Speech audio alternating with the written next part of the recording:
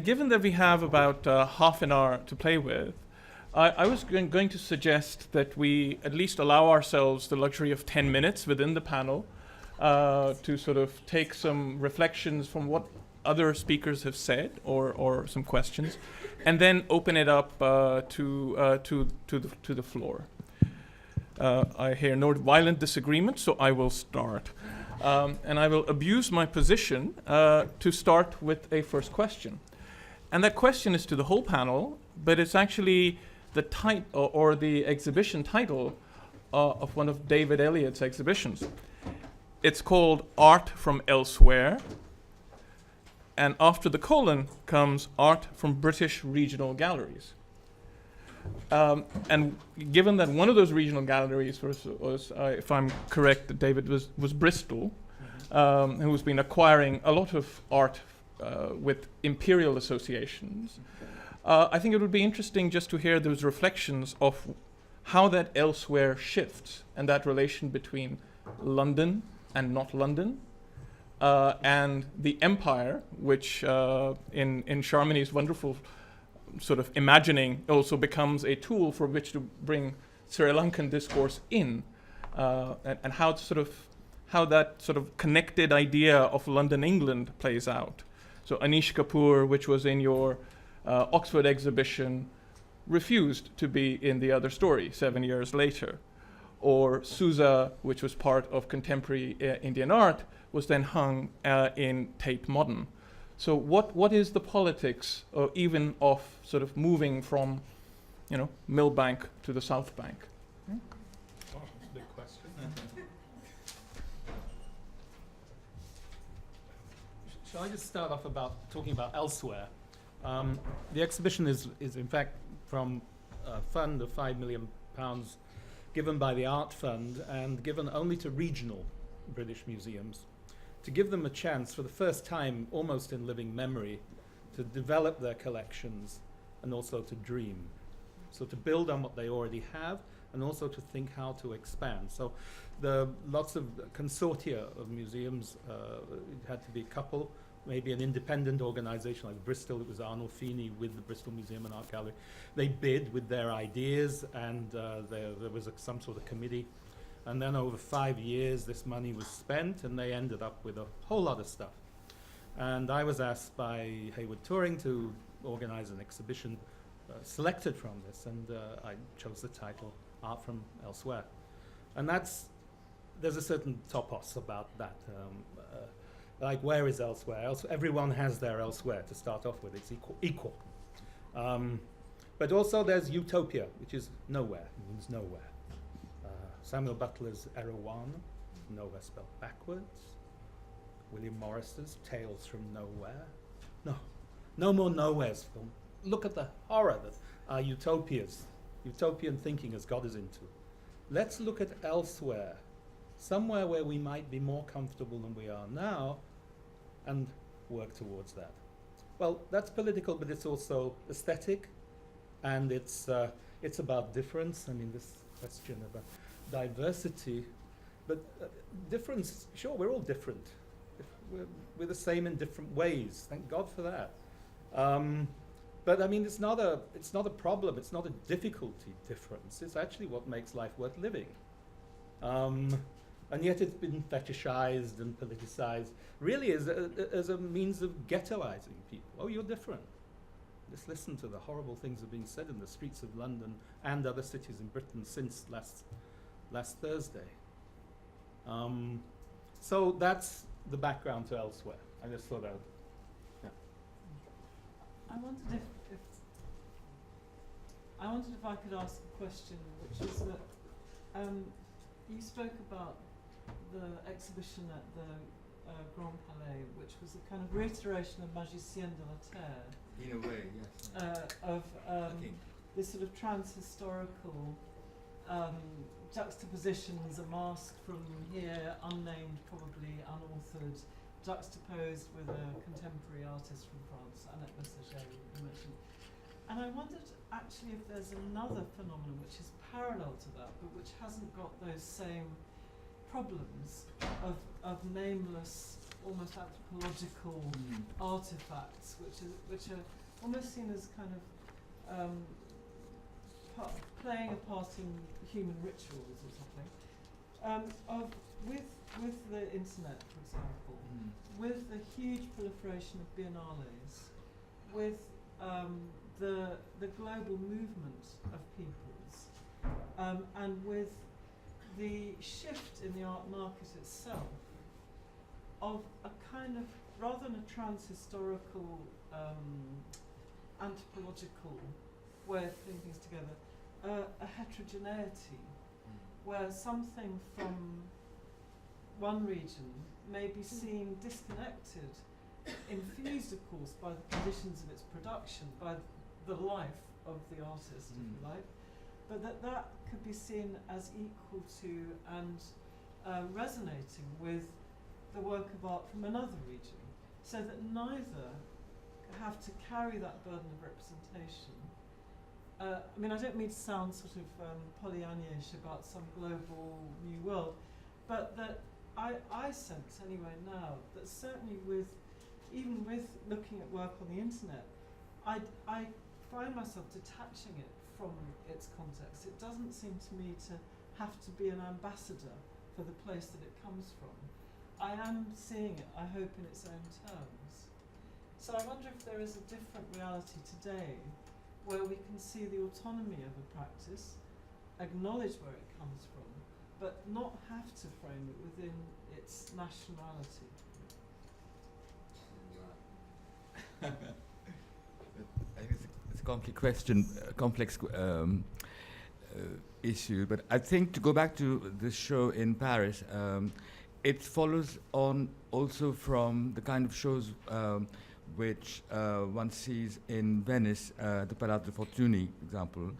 But there, I think the justification is slightly different because it's being done by Alex Vervoort, who's this very famous Belgian antique and specialist, and so it's more as if it's a sort of caprice of one individual, whereas transposed to the Grand Palais and using works of art which a lot of contemporary French artists, but not only French, there's Boltanski, Agnès Messager I mentioned, the artists whom Jean-Humain Martin has worked with in the past, basically, with sort of very archaic works of art, or works which don't even have any kind of, I mean, they're not artistic to begin with, had sort of ritual connotations. And the labeling is basically on a screen, which is sort of hidden away, because he didn't want anything to interfere with the kind of formal juxtapositions. And they have sort of vague groupings like sort of sexuality or totemic forms or what have you. But and of course it's very beautiful to look at. But I think the point you're making is perhaps slightly different in terms of. I mean, I don't think in this particular case there's any question of nationality being at the issue. It's more sort of a complete decontextualizing of the work, so that they just speak purely in terms of form. I mean, and form analogies, and the kind of sort of surprise or amazement to think that something very primitive, or it suddenly bears such a striking resemblance to what is supposed to be very avant-garde or contemporary, and I think that's sort of, I think probably sometimes problematic. I think because it is. And I think, and mistakenly, it evokes like Warburg, for example, who's become very fashionable certainly in France. The French are discovering Warburg now, so that's a kind of justification for the kind of Warburg's Atlas, where there's this sort of a medley of all kinds of things happening on a page. But then again, when you look at Warburg closely, those individual pages have they have a sense. I mean, they don't. It's just sort of a montage principle in the abstract. So. I think there's one other thing in there apart from nation, which is in Shelley Errington's sort of memorable phrasing that everything is becoming art and there is more and more of it. So it then also becomes a question of selection and presentation and intention. An intention of the artist, of the institution, of the curator in its elevation. I don't want to cut you off, Ivona, but I do also want to bring one other sort of big word, which is nation, which has already been there. And Charmany's, I think, sort of pointed comment and observation around the Indianization or the domination of India in sort of consuming the oxygen of the region, which, we can get into region at another point. But it seems like, Geeta, since you're the one mounting the defense of the nation and its restorative powers, could we ask you to sort of respond to that? I would expect that this would cause a problem. It's an argument I've developed or held on to or tried to extrapolate on for a pretty long period of time from the 90s. I've hyphenated this word, and I'm both attributed some importance for this, but also hugely satirized for it, which is the national modern. So obviously, and this comes from the history of Indian 20th century art. It comes from the beginnings in Shantiniketan into the contemporary, and K.J. Subramaniam in some ways would be the motif, the emblematic figure for this. Now, I'm suggesting that the nation can be as much a place, space, nation space, which is again a word that comes from Partha Chatterjee, the use of the word nation space, as against always using the word nation state, and also the national state. Now, these are three options that one can adopt polemically, as well as somewhat pragmatically at times, and sometimes more provocatively. And it seems that what is not attributed to the nation space is the possibility of foregrounding dissensus, to actually foreground a place where the confrontations are more direct and can have more immediate effect.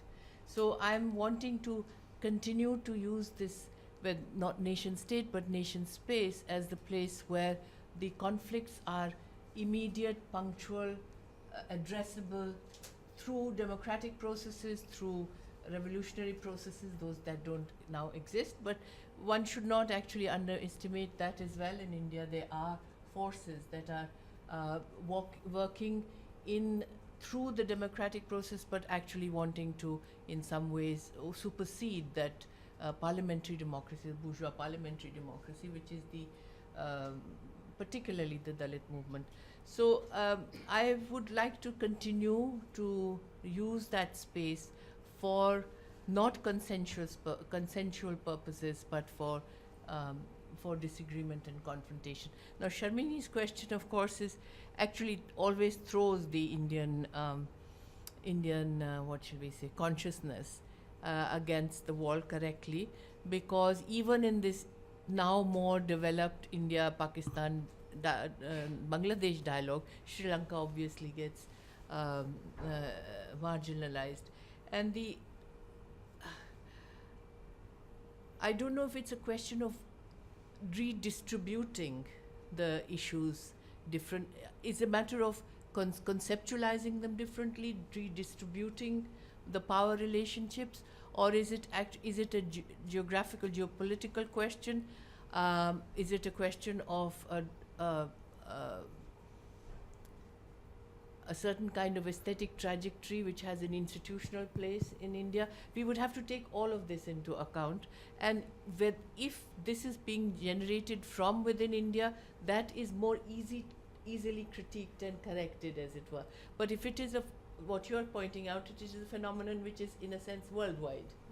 It's not Indianized, taking on, exhausting the oxygen, but it is actually India as it represents the region. Now, I think that takes us on to the question of nation and region. And the fact that there is now much more discussion about region, Asia or South Asia or East Asia and Southeast Asia regions, I don't know if that actually is, it's as much determined by the economic alliances as it is by some sense of generosity towards the state formation. So I would also have to leave this question open. think also, rather than regions, I prefer the word linked cultures. Sorry? Linked cultures. Now, I mean, as soon as you start thinking about cultures, India falls apart, and the south is split from the north. But I mean, the British were there long enough to make these cultures somehow linked as a unity. And obviously, Sri Lanka's part of that story, and so is Nepal, and so is Afghanistan, and so are the two Bangladesh and Pakistan.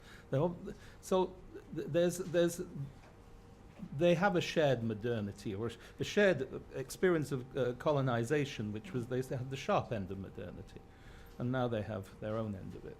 And for me, that makes more sense in terms. I mean, look at China, and then Hong Kong, and Taiwan. I mean, they're obviously linked, and they aren't linked to Lhasa, except historically by certain, mainly 18th century and earlier things. But yeah, in terms of what we do, it's that linkage I'm looking for between cultures. Nations I'm not interested in at all. And regions? No, not really. Not really. No. Yeah. I think in the spirit of generosity, let's get to the floor. One hand up here. And if I could request everybody to keep their questions short so that we can entertain more of them. My question follows from, I guess, the group discussion about what I'm thinking of in terms of place, location, and situatedness rather than categories like nation, region, or even city. And I was struck by Ivana's comment that for the, I think it's the Where Dreams, is it Where Three Dreams Cross or Three Dreams, that exhibition was cited in a quote-unquote neutral zone, that London was a neutral place for this exhibition to take place. And I was reminded of Salima Hashmi saying at the Dhaka Art Summit just a few months ago that, you know, we used to meet in Sri Lanka, and the explanation was visa and passport regimes would allow us all South Asians to gather here, and now, you know, we've moved to Dhaka.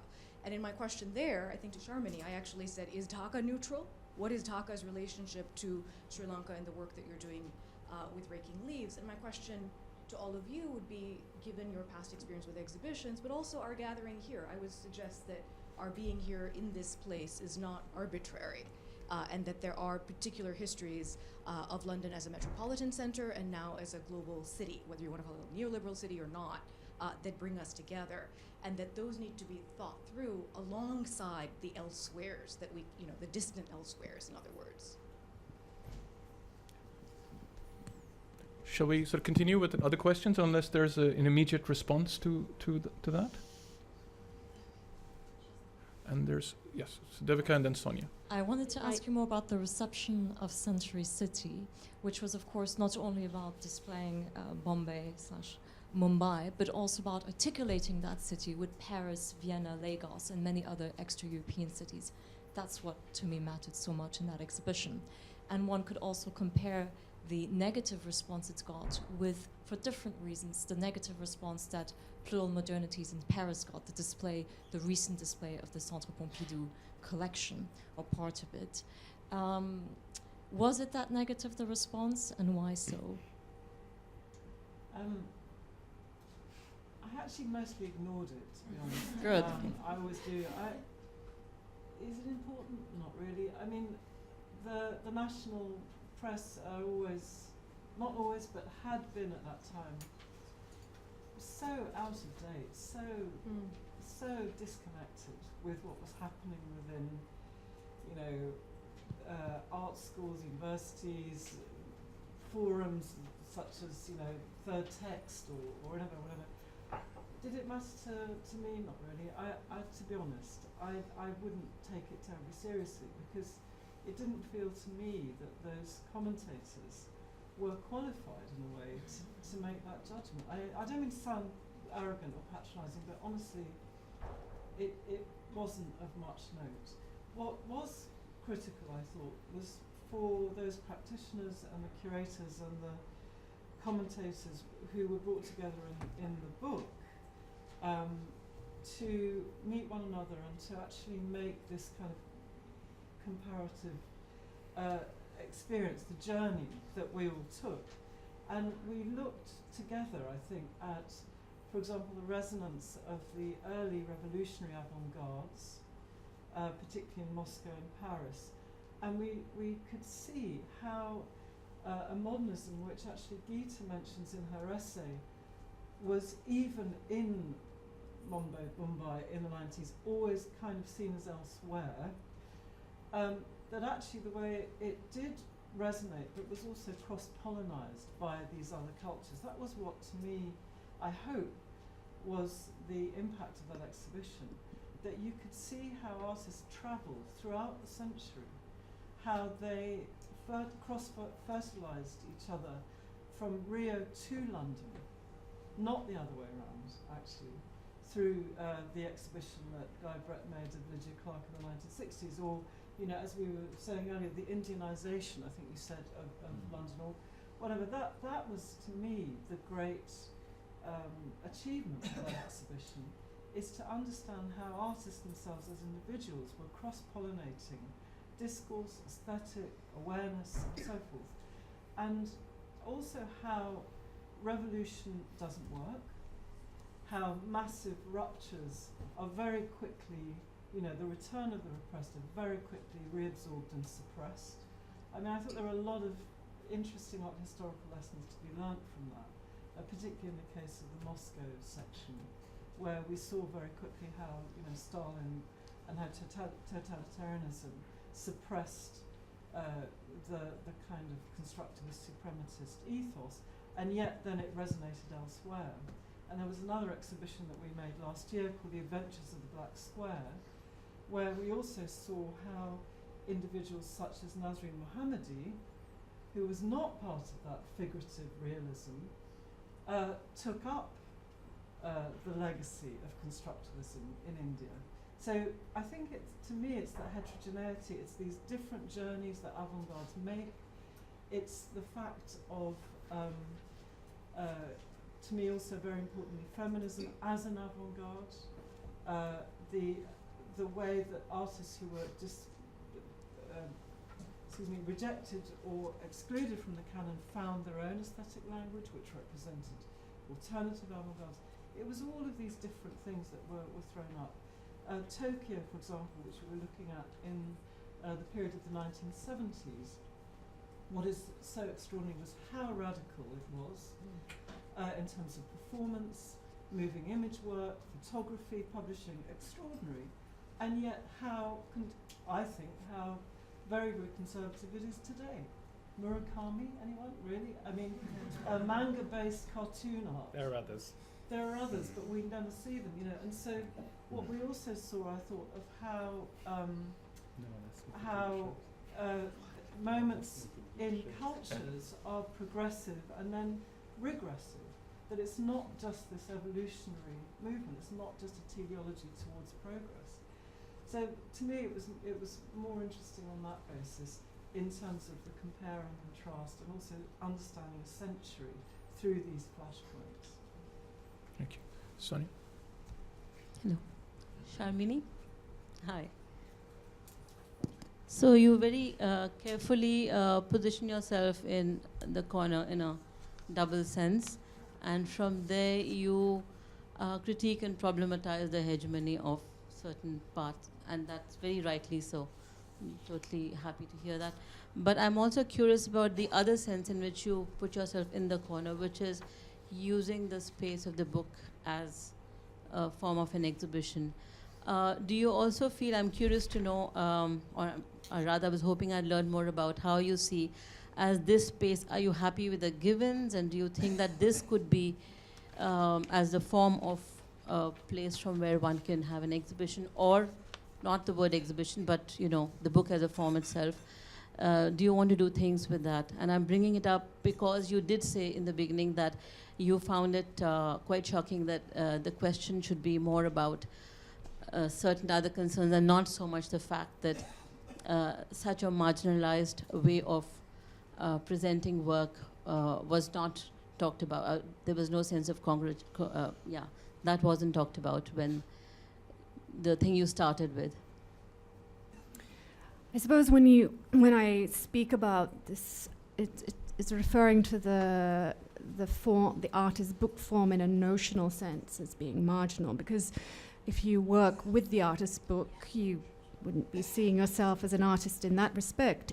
I was just really sort of pointing to something that, you know, when we talk of art form, that is a form that has by its intent, I believe, why I'm citing it as something that has not wanted to be part of a sort of centric practice. And I think they were very, when we look at the sort of history of artist books, particularly from Europe and America during the 60s and 70s, during times of sort of agitation where they deployed it as something that was used to, as I said, circumvent certain kinds of gallery systems that they wanted to critique. I think we also have to remember too that the book at some stage was also very elitist. It was in Asia something that so few people could read. Also in medieval Europe, it was something that was seen as a very precious object. So it's a form, I think, that delivers. I think it can be looked at in so many ways. If you also take the sort of the isms of art history and walk through them. Printed matter has always played a role. So I don't think in some senses too that it's something so new, but why I was drawing off the, I guess, marginality of it was because I was shocked in the moment that I suppose was being given a response to a certain situation that I was also in my mind thinking, why isn't this being taken up? Your question about, of course, how one can work with the artist's book, I think is a question which maybe I haven't got a full answer for because of the time, but I think, you know, like many art forms, it's like performance and film. I think there are many ways in which you can be thinking about these art forms, which are, you know, as you know, they're strategic ways of working that find new audiences, perhaps, is particularly why I was interested in it, who don't visit a gallery space. But equally, you know, these books or these films or these performances inevitably always end up in a gallery space as well. So I don't want to be, you know, I think we should be slightly sort of cautious about the idealism of this kind of, you know, form as being somehow not part of the art ecology, because it is. And I think even Ed Ruscha's sort of dream of seeing someone, you know, who was anyone with his copy of his book in their pocket was something that if he didn't have that, you know, that intent, then I think that work would never have been as important as it was. The fact that he thought that way, and it's a thought. It wasn't the fact that I think it never ended up in the distribution circles as being something that everybody bought and everybody used and put in their, you know, back pocket. So yeah, I don't know if that's really answering your question. I'm afraid I'm going to have to be brutal here, even though we've promised conversation and conviviality. We'll have to take it elsewhere. Sarah will sort of guide us, but I want to sort of end with... We will have to, unfortunately, Geeta, but we will continue over lunch, and we have 2 days. We will take your question, Geeta. Please. You're on. You're on. Yeah. Yell it out. It's slightly surprised me that you talked about, of course, I know that you would dislike the category nation, and the category region is just pragmatic and it's euphemistic for, as I said, economic alliances. But you use the word interlinked cultures. Seems to me too benign. Really? I have a nice side. So I just wondered whether this, you know, this is a kind of connectivity which has long traditions, but it could today be euphemistic. And I'm wondering whether you are actually unlike yourself. You are opting for culture over the politics which determines so much of cultural production and exchange. And if I might just end by suggesting that I might want to maintain the category of the nation precisely because it offers an agonistic relationship, even an antagonistic one, and therefore problematizes interlinked cultures through the real politic, as it were, or through the fact that the nations exist cannot be worked around by opting for a cultural connectivity. I'm asking. I agree with you. And I think you use that word when you need to use that word. But I think you see, I think linked cultures. I mean, I'm not going to die on this one, but that's what I basically think that it's about. I mean, which politics is part of culture, and culture is part of politics. Yeah. Nothing more political than deciding to be an artist and making art. And particularly when you say my art isn't political, then I get really worried. No, I know, but how does that? I mean, you would no, but I'm asking We're about. talking about two different things in a way, and I don't think there's a problem. Okay. On that happy note, I think we do have to conclude. So if you could have a special thanks for our panelists. It's been terrific to have them all here.